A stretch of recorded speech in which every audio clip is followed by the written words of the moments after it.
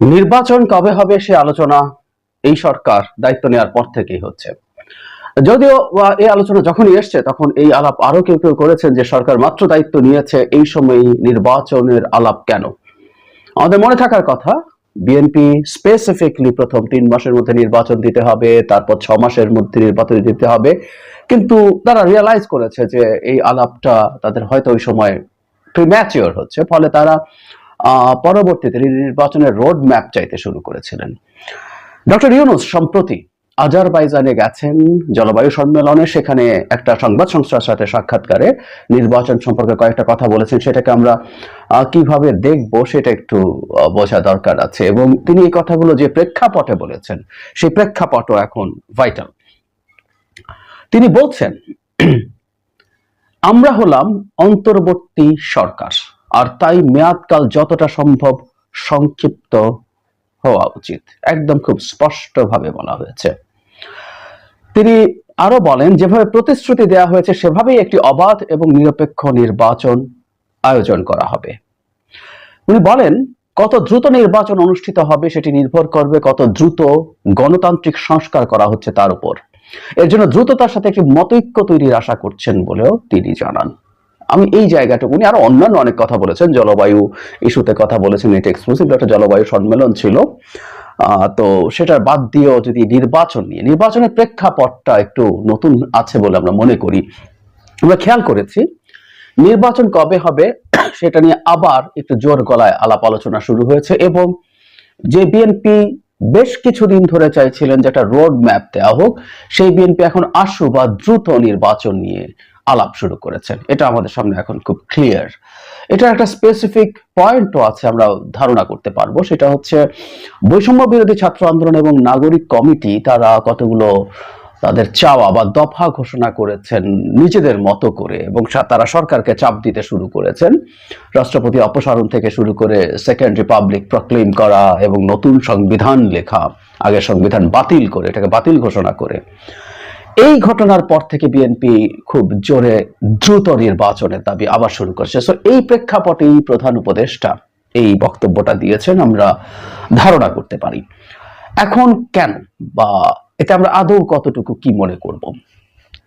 আমরা প্রাথমিকভাবে মনে করব এটা যে প্রধান উপদেষ্টা দেশের প্রধান রাজনৈতিক দল বিএনপির জায়গা থেকে নির্বাচন চাওয়ার এই বিষয়টাকে অ্যাড্রেস করতে চাইছেন। মানে আমরা প্রায় বলি জনগণ নির্বাচন এখনই চায় না, দ্রুত চায় না, বহু পরে চায়, বা জনগণ নির্বাচন এখনই চায়। এই জিনিসগুলো তো আসলে আমরা জানি না। আমরা জনগণ বলতে আমি আমার আশপাশে বা আমার সোশ্যাল মিডিয়ার বাবলে যারা আছেন তাদেরকেই বুঝি, এবং তাদের মতামতই আমরা দেখি, এবং সেটাকে আমরা আমাদের মতো করে ইন্টারপ্রেট করার চেষ্টা করি। সুতরাং আমরা আসলে নিশ্চিত নই মানুষ আসলে কি চায়, কেমন চায়। কিন্তু এটা ফ্যাক্ট, রাজনৈতিক দলগুলো, বিশেষ করে যে রাজনৈতিক দলটা নির্বাচন হলে একটা ফেয়ার নির্বাচন, এখানে অবশ্যই ফেয়ার নির্বাচন হবে, তারা ক্ষমতায় যাওয়ার ব্যাপারে খুবই আশাবাদী, তারা দ্রুত একটা নির্বাচন চাইবেই। এবং ডক্টর ইউনূস তার জায়গা থেকে এই মেসেজটা দিতে চেয়েছেন যে এই তত্ত্বাবধায়ক সরকার না, এই অন্তর্বর্তীকালীন সরকার, কিন্তু এর কিছু সংস্কার পরিকল্পনা থাকলেও এটা যত সংক্ষিপ্ত সময় হয়, কথাটা খুব ডিপ্লোম্যাটিক, যত সংক্ষিপ্ত, এটা তো আসলে স্পেসিফাইড না, কিন্তু তিনি এর মধ্যে গণতান্ত্রিক সংস্কারের কথা বলছেন, এবং মতৈক্যের মাধ্যমে অনেকগুলো গুরুত্বপূর্ণ কথা আছে। এই জিনিসগুলোকে আমি দেখেছি ডক্টর ইউনূস সব সময় জোর দেন। সুতরাং কোনো সংস্কার চাপিয়ে দেওয়া হবে না, আমরা অন্তত তার বক্তব্য থেকে এই জিনিসটা বুঝি। তাই তিনি বলছেন মতৈক্য যত দ্রুত হবে। আমরা জানি যে সংস্কার কমিশনগুলো তাদের রিপোর্ট 31 ডিসেম্বরের মধ্যে দেওয়ার পরে সরকার সবার সাথে বৈঠকে বসবেন, এবং সেই বৈঠকে বসে তারা মতৈক্যে পৌঁছার চেষ্টা করবেন কতটুকু সংস্কার তারা এখন করবেন, এবং সেটার উপরে ডিপেন্ড করবে নির্বাচন কবে হবে।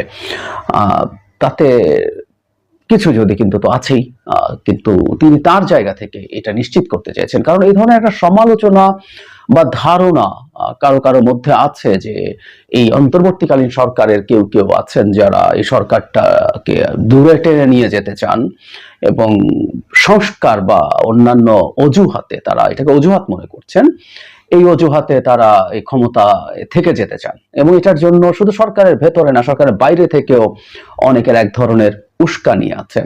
ফলে যেটা দাঁড়ালো যে সরকারের দিক থেকে এই জিনিসটা ক্ল্যারিফাই করা জরুরি ছিল যে তারা, সরকার প্রধান যখন বলছেন যে তারা অনাবশ্যক কোনো সময় থাকতে চান না, এবং অন্তর্বর্তীকালীন সরকারের মেয়াদ যতটা সম্ভব সংক্ষিপ্ত হওয়া দরকার, এটা হচ্ছে তার নিজস্ব চিন্তা।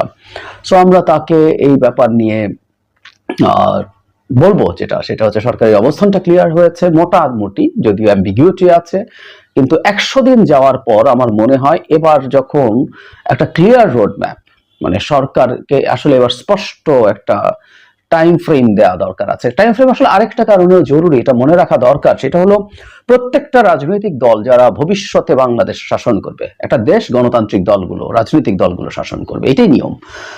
তারা ভুল করতে পারে, তারা খারাপ চালাতে পারে, কিন্তু গণতন্ত্রের কথা যদি আমরা বলি তাহলে একটা গণতন্ত্র এভাবেই চলে, আর কোনো অল্টারনেটিভ নাই। সুতরাং তাদের নিজস্ব পরিকল্পনারও ব্যাপার আছে। যে কোনো দল যারা ক্ষমতায় যেতে পারে, যারা পারে না, যেই হোক না কেন, প্রত্যেকে তারা নির্বাচনকে ঘিরে তার পরিকল্পনা, সে একটা সময় দেখতে চায়। তাত্ত্বিকভাবে বলছে সময়টা যদি বেশিও হয়, সেই বেশি সময়টাও তার জানা দরকার আছে, এই সময়টাতে সে কিভাবে কি করবে। সুতরাং দলগুলোর পরিকল্পনার জন্য এটা জরুরি হয়ে পড়ছে বলে আমি মনে করি।